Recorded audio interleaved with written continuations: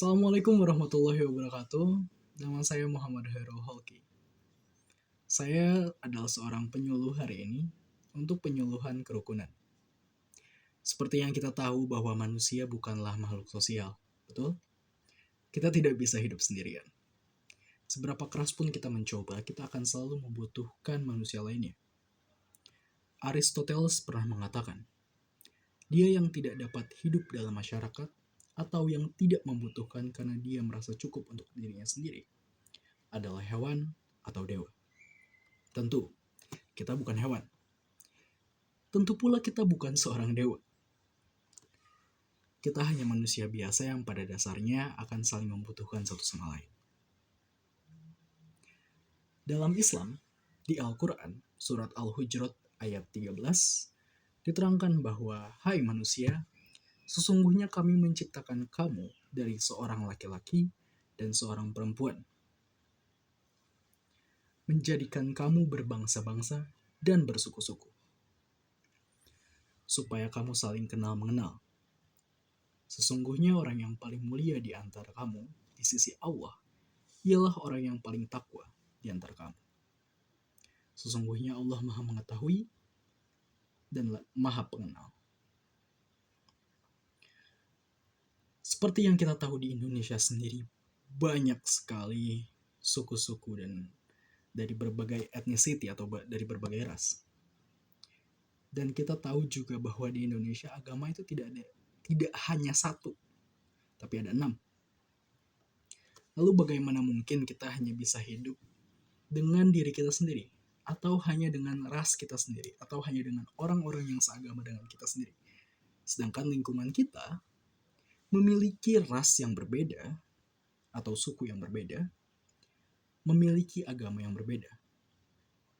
Maka untuk menjaga kerukunan adalah hal yang sangat penting. Seringkali di Indonesia ini kita tahu lah ya, banyak sekali rasis antar suku, antar umat beragama. Padahal sejak Indonesia merdeka, kita tahu bahwa Indonesia ini memiliki Bhinneka Tunggal Ika, yang artinya berbeda-beda tapi tetap satu jua. Yang mengartikan bahwa kita semua ini berbeda, tapi kita memiliki satu tujuan sebagai bangsa Indonesia. Kita harus mengetahui bahwa perbedaan bukanlah alasan untuk sebuah pertikaian. Kita sering lupa hal-hal yang seharusnya tidak perlu kita pertikaikan, tidak perlu kita jadi bahan untuk saling ejekan, tidak perlu sebagai bahan pertengkaran. Hanya karena sedikit perbedaan bisa menjadi sebuah api yang membara dan bahkan membakar kita sendiri. Contohnya beberapa tahun lalu, hanya karena perbedaan sudut pandang politik, Indonesia terbelah menjadi 2. Kita saling menghujat satu sama lain, kita saling merendahkan satu sama lain, membuat suasana jadi tidak nyaman, betul? Itu yang kita perlu hindari mulai saat ini. Nah, kerukunan antar umat beragama yang juga sering menjadi sebuah topik besar di Indonesia. Kerukunan antar umat beragama adalah kondisi sosial ketika semua golongan agama bisa hidup bersama tanpa mengurangi hak dasar masing-masing untuk menjalani keyakinannya. Nah, kerukunan antar berumat beragama ini harus dilandasi dengan toleransi, saling pengertian, saling menghormati, menghargai kesetaraan dalam pengalaman ajaran agamanya, dan kerjasama dalam kehidupan bermasyarakat. Seringkali hanya karena kita merasa bahwa kita berbeda agama, kita berbeda ethnicity atau suku ataupun ras, kita merasa superior, kita merasa kita berada di atas yang lainnya. Padahal dijelaskan bahwa kita tuh hanya manusia, kita saling membutuhkan satu sama lain. terutama di Islam. Di Islam itu tidak ada yang superior, tidak ada yang paling baik. Paling baik di mata Allah sendiri adalah mereka yang paling bertakwa kepada Allah. Percuma kalau misalnya kita masih bertakwa, tapi kita saling menjatuhkan satu sama lain hanya karena sedikit perbedaan, mungkin hanya karena matanya sipit atau mungkin kulitnya hitam. Itu adalah sebuah topik-topik yang sering menjadi perguncangan di antara kita. Kita harus tahu bahwa perbedaan warna kulit, perbedaan keyakinan tak seharusnya menjadi sebuah perdebatan besar, karena pada dasarnya kita hidup bersama. Kita hidup di dunia ini akan saling membutuhkan, akan saling membantu. Tidak mungkin kan kalau misalnya dalam suatu situasi di mana kita sedang membutuhkan pertolongan dan ada orang yang bisa menolong kita, tapi hanya karena dia beda keyakinannya, hanya karena dia beda warna kulitnya, atau sedikit beda bahasanya, kita menolak pertolongan tersebut karena merasa bahwa dia bukan bagian dari kita. Kita harus tahu bahwa aku adalah manusia, dia adalah manusia, yang seharusnya saling tolong menolong, saling membantu. Karena itu adalah bentuk dari perdamaian dan kerukunan. Dan tujuan dari kerukunan itu untuk apa? Tentu saja tujuan dari kerukunan ini adalah membangun sebuah tempat tinggal yang nyaman dan yang damai. Bayangkan kalau setiap hari kita tinggal dalam sebuah lingkungan yang berbeda-beda, mulai dari entah itu agama, entah itu ras, atau entah itu suku, bangsa. Kita hidup dalam satu lingkungan yang sama hanya karena perbedaan. Kita saling tidak peduli, kita saling mengacuhkan. Tak harus demikian.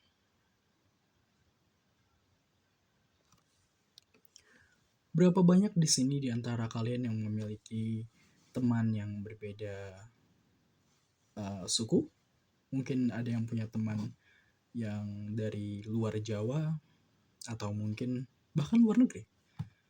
Atau mungkin kalian punya teman yang berbeda kayak iman, memiliki perbedaan keyakinan. Apakah kita harus mengecam mereka? Apakah kita harus memaksa mereka? Suku jelas tidak bisa diubah. Kayak kalau saya seorang Sunda dan teman saya seorang Jawa, tidak mungkin dong saya harus memaksa dia untuk menjadi seorang Sunda, atau dia memaksa saya untuk menjadi seorang Jawa. Karena sudah dari lahir saya adalah seorang Sunda. Kemudian kalau berbeda keyakinan gimana? Kan beda keyakinan bisa berpindah. Untuk keyakinan sendiri itu adalah hal yang tidak bisa, menurut saya pribadi adalah hal yang tidak bisa diubah. Karena keyakinan ini berbicaranya bukan tentang manusia dan manusia lagi. Keyakinan ini adalah tentang kepercayaan dia kepada Tuhannya. Tidak mungkin jika dia sudah terlahir sebagai seorang Muslim, atau mungkin seorang Kristen, atau mungkin seorang Hindu, dari awal dia belajar bahwa inilah Tuhan yang dia yakini. Kemudian kita datang ke lingkungannya, atau dia datang ke lingkungan kita menolak seperti, hey, Anda bukan seorang Muslim, hey, Anda bukan seorang Kristen, ini Anda tidak boleh di sini gitu. Pertama, apakah dia mengganggu kita? Atau dia adalah seorang warga negara yang baik? Lalu apa alasannya jika kita harus menolak dia jika dia adalah seorang warga negara yang baik? Seperti tadi contohnya, jika kita membutuhkan sebuah bantuan, tidak mungkin kita menolaknya hanya karena sebuah perbedaan, betul?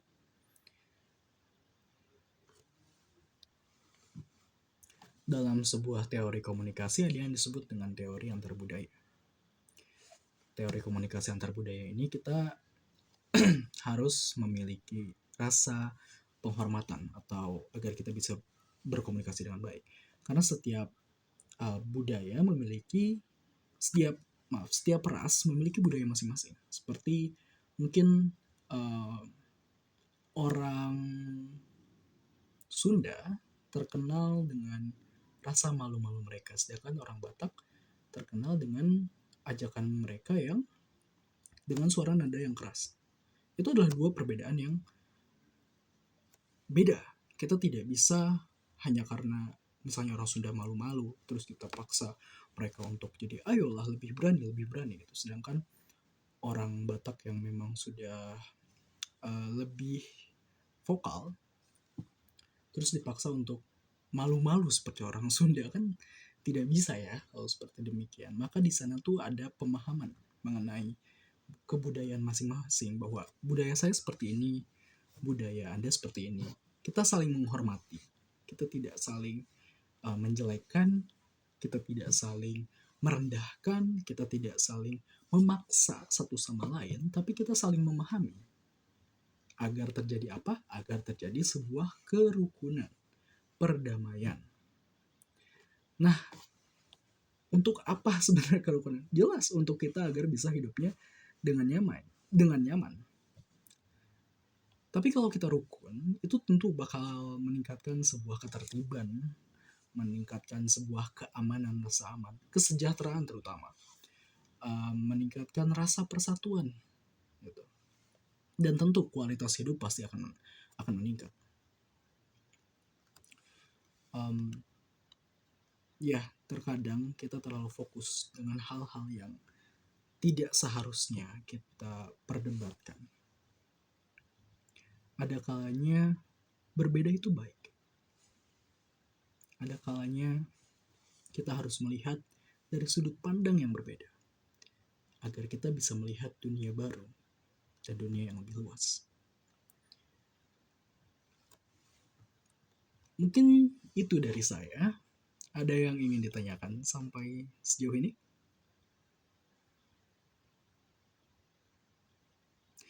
Dan ya, itu adalah video simulasi untuk penyuluhan kerukunan sebagai seorang penyuluh. Maaf jika banyak salah-salah kata.